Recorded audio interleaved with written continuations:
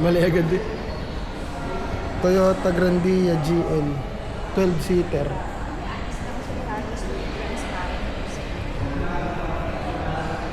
Ito sir, Malawak siya, tapos 12-seater siya. Yung legroom niya sobrang laki ng space. So suit talaga sa mga magbabalak gamitin pang negosyo. GL Grandia. So yung likod, here's the back. Laki ang laki pa ng space Kasyang-kasya yung mga magjojowa na gusto magbembang. so isang diretso only.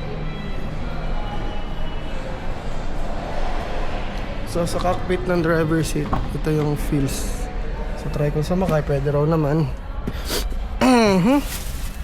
So ingat ko lang. So ganito yung magiging. Kuha ko lang po kayo price. Sige. Ito yung pinakang ang ganda nito.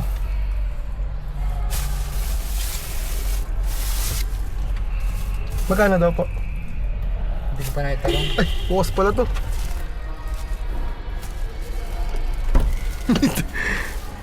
Yung sinahan ko. Ayun, napakaganda.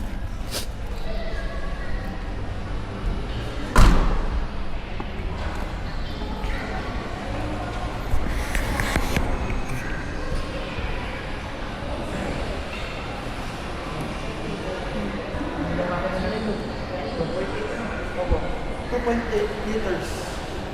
12 seating capacity.